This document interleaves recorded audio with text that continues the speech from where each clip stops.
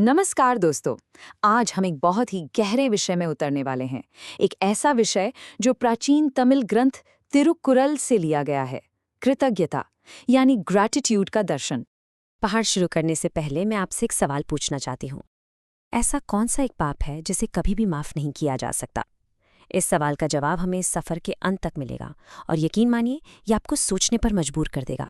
तो इस सवाल का जवाब हमें मिलता है महान कवि और दार्शनिक तिरुवल्लुवर के काम में। उन्होंने तिरुकुरल लिखा, एक ऐसा ग्रंथ जो आज भी हजारों साल बाद हमें जीने का सही तरीका सिखाता है। तो चलिए सबसे पहले उनके इस श्रेष्ठ ग्रंथ कुरल के बारे में थोड़ा जानते हैं।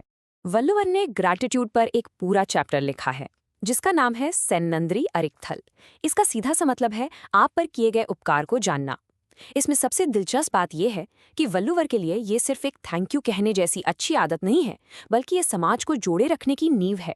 एक ऐसी चीज जो परिवार और समाज में सद्भावना बनाए रखती है। तो तिरुवल्लुवर के हिसाब से किसी की मदद की असली कीमत क्या होती है, हम उसे कैसे नापते हैं? उनका कहना है कि ये चीज़ों या पैसों पर डिपेंड नहीं करती, बल्कि ये टाइमिंग और नियत यानी इंटेंशन पर निर्भर करती है।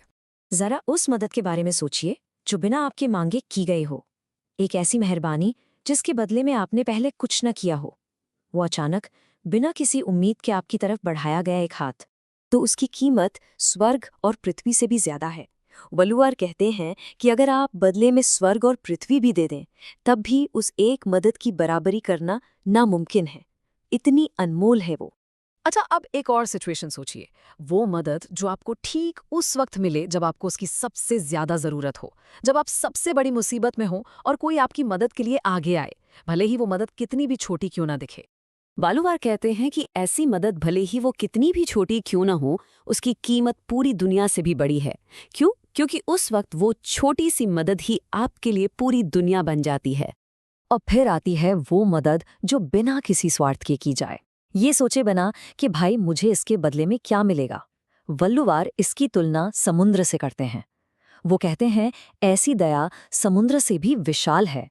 ये बात कितनी खूबसूरती से बताती है कि मदद की असली कीमत उसके पीछे की साफ नीयत में छिपी है। इसी तरह वो कहते हैं मदद भले ही एक राई के दाने जितनी छोटी हो, लेकिन जो लोग समझदार हैं, जो उसके महत्व को समझते हैं, वो इसे एक विशाल ताड़ के पेड़ जितना बड़ा मानते हैं। यहाँ साइज से फर्क नहीं पड़ता, उसके असर से, उसके इम्पैक्ट से पड़ता है। ओके, तो हमने मदद की कीमत को समझ लिया, पर इसके बाद क्या? अगला कदम है उसे याद रखना। और वल्लुवाड़ के लिए ये सिर्फ एक अच्छी बात नहीं, बल्कि एक नैतिक कर्तव्य है, एक मॉरल ऑब्लिगेशन है। वो बिल्कुल साफ शब्दों में कहते हैं, उन दोस्तों को कभी मत भूलो जिनका दिल साफ है, और उन लोगों को तो कभी मत छोड़ना जिन्होंने तुम्हारे दुख में, तुम्हारी तकलीफ में तुम्हारा साथ दिया हो। ये एक ऐसा बंधन है जिसे कभी नहीं तोड़ना चाहिए। लेकिन ये बंधन आखिर कितना गहरा है? वल्लुवार कहते हैं कि समझदार लोग अपने मददगारों को सिर्फ इस जीवन में नहीं, बल्कि 7 जन्मों तक याद रखते हैं। ये एक सिंबल है जो ऐसी ग्रैटिट्यूड को दर्शाता है जो कभी खत्म नहीं होती। और यहाँ ना वल्लुवार हमें खुश रहने का एक बहुत ही प्रैक्टिकल तरीका बताते हैं। वो कहते हैं आप पर जो उपकार किया गया है उसे कभी मत भूलो, लेकिन आपको जो ठेस या नुकसान पहुंचाया गया है उसे तुरंत उसी पल भूल जाना ही सबसे अच्छा है। मतलब अच्छाई को संजो कर रखो और बुराई को अपने मन से मिटा दो। और अब हम आ गए हैं इस अध्याय के सबसे गंभीर और चुनौतीपूर्ण हिस्से पर। वो पाप जिसकी कोई माफी नहीं। हमारे शुरुआती सवाल का जवाब। एक पल के लिए सोचिए, क्या आप उस इंसान को माफ कर सकते हैं जो आपके साथ कोई बहुत ही घोर अन्याय या अपराध करे? एक ऐसा अपराध जो मौत के बराबर हो? वालुवार का जवाब है हाँ। उनका जवाब हैरान करने वाला है ना? वो कहते हैं अगर आप उस व्यक्ति द्वारा किया गया सिर्फ एक पुराना उपकार याद कर लें, तो वो एक अच्छी याद आपके मन से उसके आज के बड़े से बड़े गुनाह के प्रति गुस्से को भी मिटा सकती है।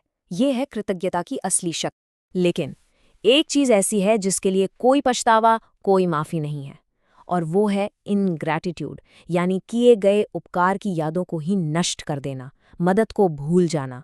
ये कुरैल शायद सबसे प्रसिद्ध है। इसका अर्थ है हर दूसरे गुण हर वर्च्यू की हत्या करने वाले के लिए भी शायद मुक्ति हो सकती है, लेकिन कृतज्ञता यानी उपकार को नष्ट करने वाले के लिए कोई मुक्ति, कोई सैल्वेशन नहीं है। ये एक बिल्कुल अटल और फाइनल स्टेटमेंट है। तो हमने देखा कि कैसे वल्लुवर ने अलग अलग मेटाफोर्स का इस्तेमाल करके मदद की कीमत समझाई। स्वर्ग और पृथ्वी, दुनिया, समुद्र, राई का दाना और ताड़ का पेड़, ये सभी उपमाएं, ये सारी कंपैरिजन्स हमें ग्रैटिट्यूड की गहराई को समझाती हैं। तो इस सब का आखिरी मतलब क्या है? सबसे महत्वपूर्ण बात यह है कि तिरुवल्लुवर के लिए कृतज्ञता सिर्फ शुक्रिया कहने की तहजीब या मैनर्स नहीं है। ये एक आध्यात्मिक अस्तित्व का सवाल है, स्पिरिचुअल सर्वाइवल का। उनका नजरिया बिल्कुल साफ है, एहसान फरामोश होने का कोई इलाज नहीं। तो जाते जाते मैं आपको एक अंतिम विचार के साथ छोड़ जाता हूं।